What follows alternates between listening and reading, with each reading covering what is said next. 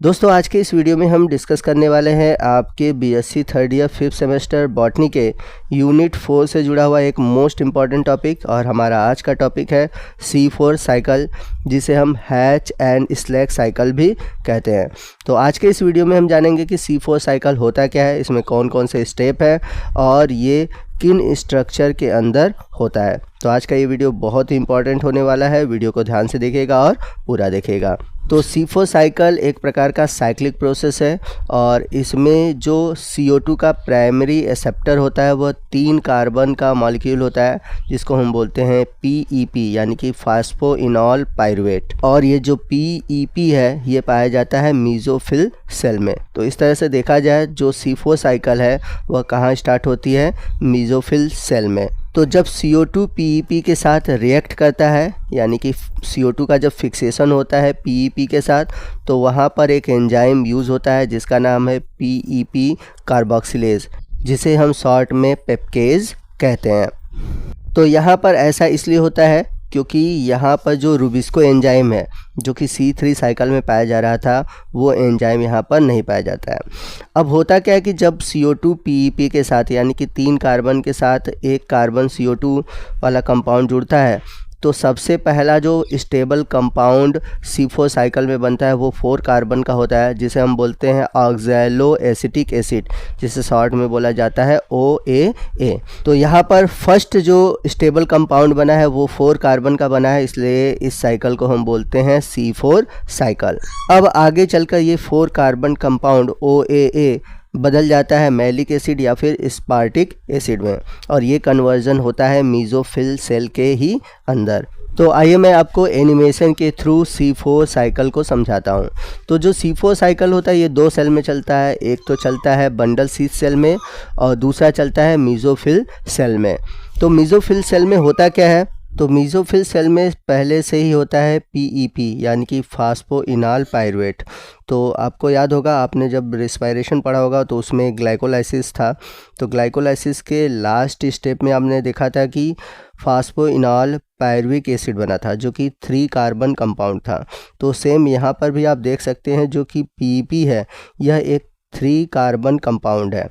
तो यहाँ पर होता क्या है कि पेप्केज नामक एंजाइम क्या करता है, PEP को CO2 के साथ फिक्स करता है और फर्स्ट ऑर्गेनिक कंपाउंड बनाता है जो कि 4 कार्बन कंपाउंड का होता है, जिसे हम बोलते हैं ऑक्सैलो एसिटिक एसिड। तो यहाँ पर जो फर्स्ट स्टेबल कंपाउंड बनता है इस साइकिल का वो है OAA यानी कि ऑक्सैलो एसिटिक एसिड, इसलिए इस साइकिल को हम बोलते हैं C4 साइकिल। तो ये 4 कार्बन कहाँ से आया, तो पेप का 3 कार्बन और CO2 का 1 कार्बन मिलके 4 कार्बन का कंपाउंड बना OAA।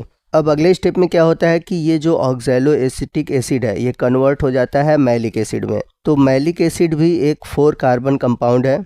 अब इसका फॉर्मेशन कैसे हुआ है, इसका फॉर्मेशन हुआ है NADPS से, यानी कि NADPS से एक हाइड्रोजन निकलता है जो कि ऑक्सैलो एसिटिक एसिड यानी कि OAA के साथ रिएक्ट करके फॉर्मेशन करता है मैलिक एसिड का। अब ये जो मैलिक एसिड है यह प्लाज्मोडेस्माटा के थ्रू पहुंचता है बंडल शीथ सेल में। अब बंडल शीथ सेल में होता क्या है कि CO2 का कंसंट्रेशन बढ़ता है। तो CO2 का कंसंट्रेशन बढ़ने के लिए मैलिक एसिड का डीकार्बोक्सिलेशन होता है और मैलिक एसिड ब्रेक हो जाता है 3 कार्बन कंपाउंड पायरुविक एसिड में, और यहाँ पर एक जो कार्बन बचा वह CO2 के रूप में रिलीज़ होता है। अब है क्या कि जो बंडल शीथ सेल है यहाँ पर आराम से रुबिस्को एंजाइम मिल जाता है और CO2 भी है, तो ऑक्सीजन नहीं है CO2 है, तो CO2 और रुबिस्को एंजाइम के थ्रू स्टार्ट हो जाता है कैल्विन साइकिल, और कैल्विन साइकिल स्टार्ट होते ही फॉर्मेशन हो जाता है ग्लूकोज मॉलिक्यूल का।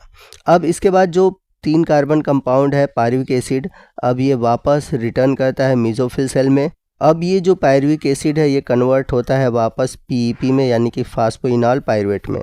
तो पायरुविक एसिड को फास्फोइनॉल पाइरुवेट में बदलने के लिए चाहिए एक फास्फेट ग्रुप। अब ये फास्फेट ग्रुप कहाँ मिलेगा, ये फास्फेट ग्रुप मिलेगा ATP से। तो यहाँ पर ATP ब्रेक करता है ADP और फास्फेट में, और ये जो फास्फेट निकलता है यही फॉर्मेशन करता है PEP का। तो इस तरह से PEP बन जाता है और वापस ये साइकिल चलता रहता है। तो अगर हम C3 साइकिल और C4 साइकिल को कंपेयर करें तो देखा जाए C4 साइकिल आप आसानी से लिख सकते हो, इसमें बहुत ज़्यादा स्टेप इन्वॉल्व नहीं है।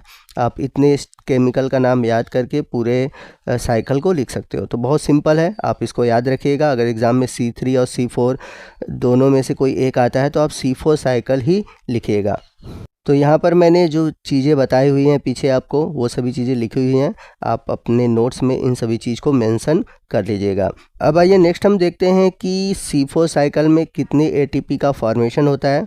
तो जब PEP का रीजनरेशन हो रहा था वहाँ पर 2 ATP की रिक्वायरमेंट होती है, और वहीं हम बात करें NADPH की तो C4 साइकिल में NADPH न तो गेन होता है और न ही लॉस होता है।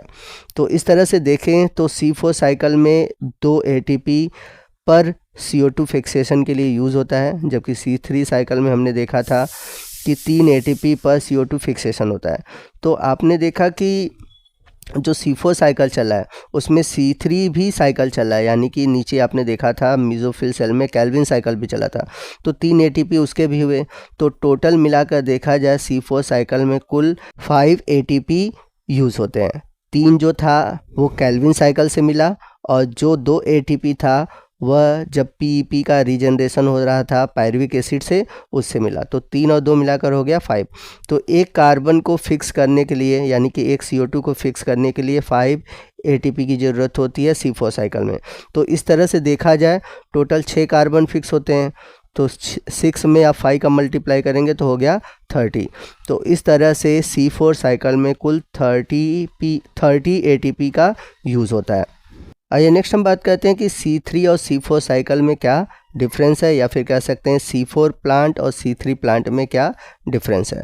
तो C3 प्लांट में अगर देखें जो प्राइमरी CO2 एक्सेप्टर है, यानी कि सबसे पहले C3 प्लांट में कौन CO2 को लेता है, तो वहाँ पर आप देखे थे कि 5 कार्बन कंपाउंड होता है RUBP, वही CO2 को एक्सेप्ट करता है। वहीं C4 साइकिल की बात करें तो यहाँ पर फर्स्ट CO2 जो एक्सेप्टर है वो है PEP, यानी कि फास्फोइनॉल पायरुवेट। अब बात करते हैं फर्स्ट प्रोडक्ट C3 साइकिल में क्या बनता है, C4 साइकिल में क्या बनता है। तो C3 साइकिल में फर्स्ट जो स्टेबल कंपाउंड बनता है वो बनता है PGA, यानी कि फास्फोग्लिसरिक एसिड, जो कि 3 कार्बन कंपाउंड है, इसलिए इस साइकिल को हम बोलते हैं C3 साइकिल। वहीं C4 प्लांट में क्या होता है कि फर्स्ट स्टेबल जो कार्बन कंपाउंड बनता है वो बनता है ऑक्सैलो एसिटिक एसिड, जो कि 4 कार्बन का होता है, इसलिए इसको हम बोलते हैं C4 साइकिल।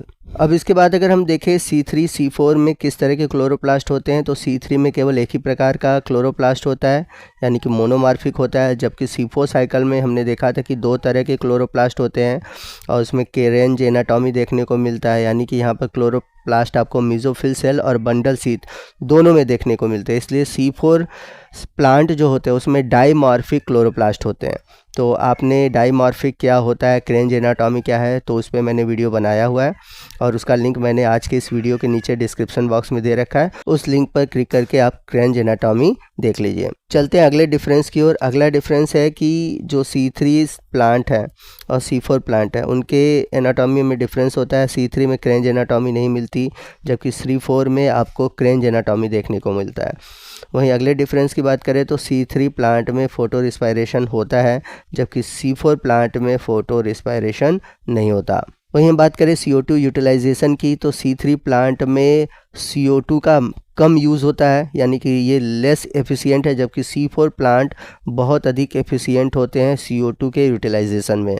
अब नेक्स्ट हम बात करते हैं कि ग्लूकोज के एक मॉलिक्यूल के फॉर्मेशन में कितने ATP की रिक्वायरमेंट होती है।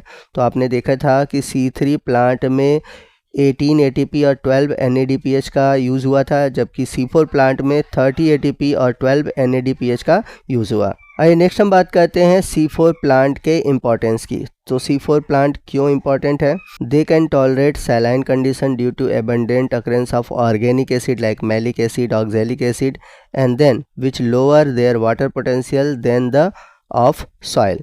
तो इनमें क्या है कि जो सैलाइन कंडीशन है इसमें ये आसानी से ग्रो कर पाते हैं, क्योंकि इनके अंदर आपको मैलिक एसिड और ऑक्सैलिक एसिड देखने को मिलते हैं, जिसके कारण इनके अंदर जो वाटर पोटेंशियल होता है वो सॉइल के कंपेयर में कम होता है, और ये ईजिली वाटर को एब्जॉर्ब कर पाते हैं। तो कहने का मतलब ये है कि ये जो सैलाइन कंडीशन है उसमें ये आसानी से सर्वाइव कर पाते हैं।